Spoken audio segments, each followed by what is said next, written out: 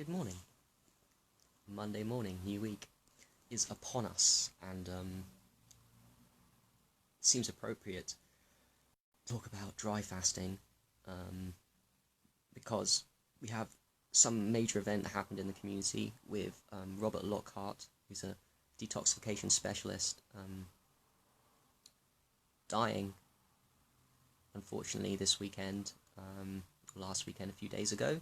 He died from dry fasting, apparently. So I want to address that, and my opinions and my thoughts. You might disagree with everything that I'm going to say, which is fine. But I do have some knowledge on dry fasting, and more importantly, I don't just have some knowledge on dry fasting, I have a lot of experience with dry fasting.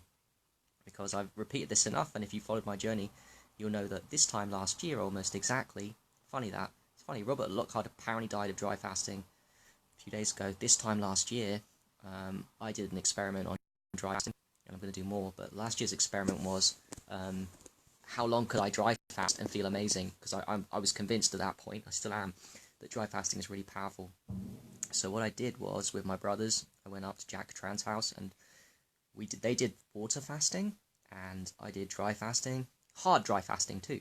Didn't touch, no water, yeah, didn't touch it, because hard dry fasting is different. If you touch it when you're doing dry fasting, it will go through the skin. So I didn't touch nothing. I didn't even ground, because that's got wetness in the ground. Did hard dry fasting for 7.5 days, over a week. Yeah, let me repeat that. I did that for 7.5 days of hard dry fasting, and here's what I observed during it. I wouldn't say it was easy, but I felt amazing during it on each day. I went back and checked my memories on Facebook. We did a video diary of each day of it, and by day 7, I looked at my mannerisms and how I was talking physically. It was amazing, but there was a high energy at 7.5 days into my hard dry fast, just before I broke on that 7th day. High energy. My brain was on fire. I felt amazing. I made one mistake. I did some exercise, too many push-ups, when you should be resting during a hard dry fast. That was a mistake, but the conclusion that a lot of people are coming up with in the detoxification is, oh, Robert Lockhart died from dry fasting. This, I think, is erroneous conclusion.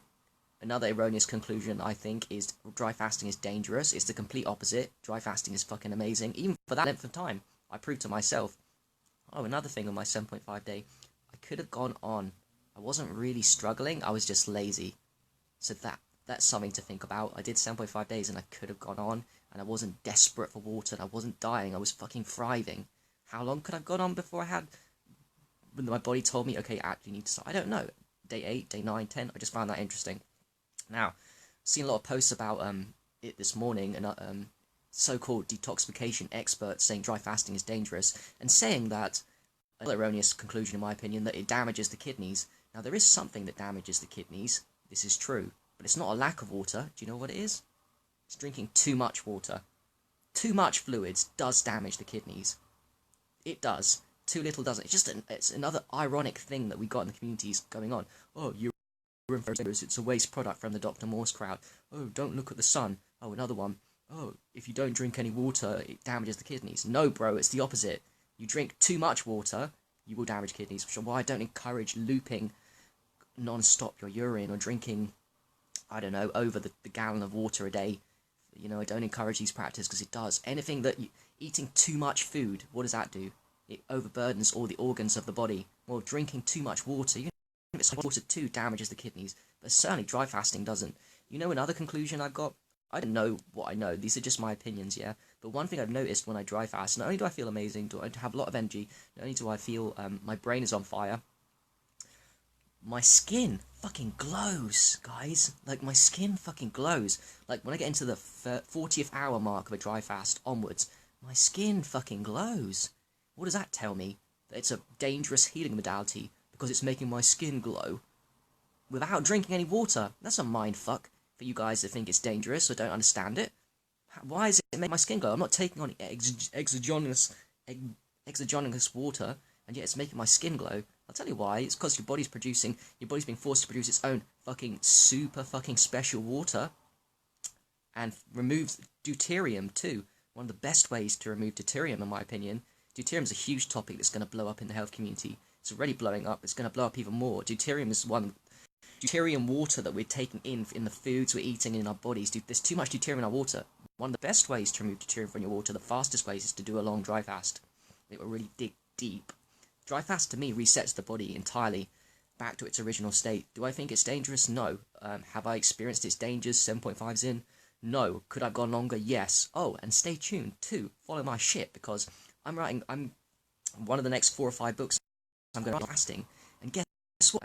And that's out by the end of the year. I'm not sure the timeline exactly, but when I do it, next year, 2020, I will be beating my record of 7.5 days. Not for the hell of it, because I know it's fucking... Well, kind of for the book and for the experiment, so I can gain more experience, so I can feel amazing, so I can reset my body. But the main thing is so that I know that it's legit. I'm going to push the body to the limits of what's possible.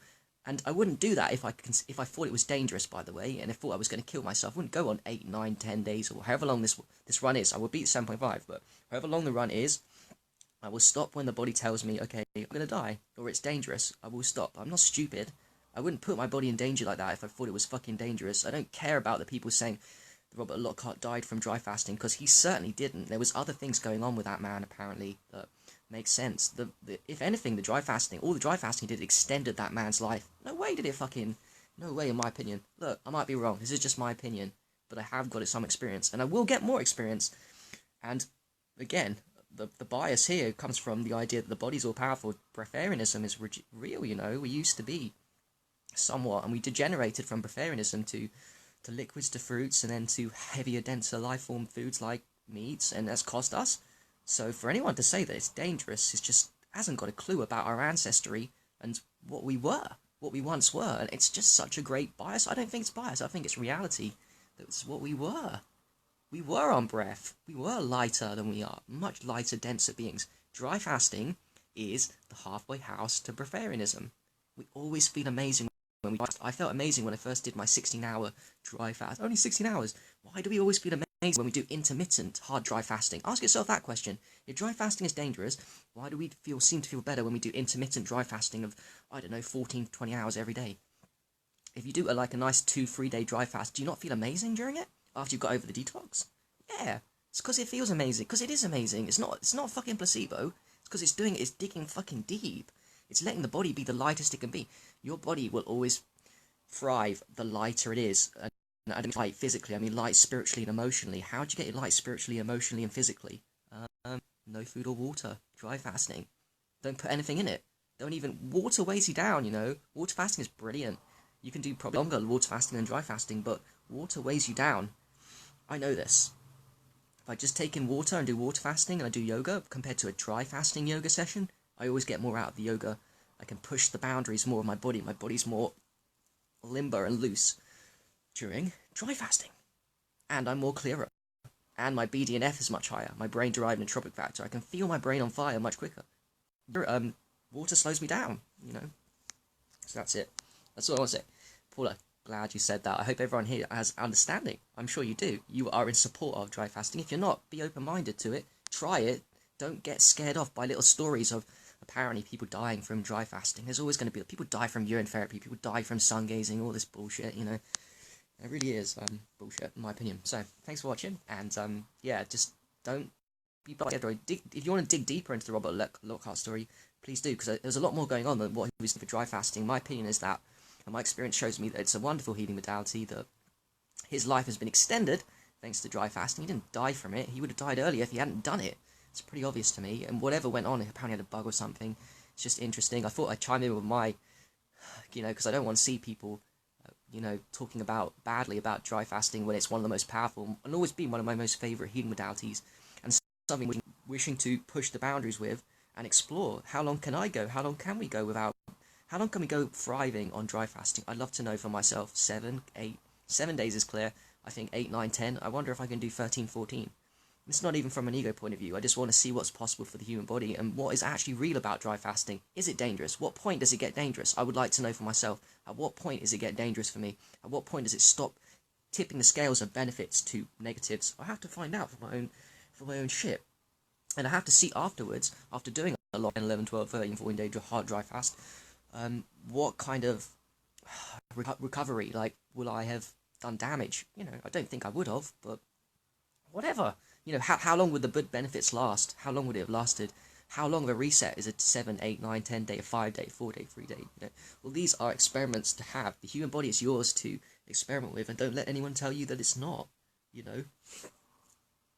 Okay, alright, peace. And, yeah, cheers, David. Alright, thanks for watching, guys, and, happy dry fasting to you. If you're new to dry fasting, definitely intermittent dry fasting is a game changer. Dr. Morse is on board with that now. The detoxification specialists, good for them. Maybe not long ones, but they're good for short ones. Short ones are definitely worth, 12 to 14 to 16 hours. Daily should be considered mandatory for humanity. 12 to 14 to 16-hour hard dry fast every single day should be mandatory for humanity. If it was, wow, diseases would be gone tomorrow. Along with a lot of other things we know, but 16 hours of hard dry fast, and then upping it to a 20-hour hard dry fast every day. Woo! It's not always about the big ones, the 5, 6, 7, 8 day nines you do occasionally. It's about the little hard dry fasts you're doing every single day. For example, when you wake up in the morning, do you really need water? No, you don't. You don't need water. I know there's a lot of people in the health community say, oh, that water first in the morning clears things out.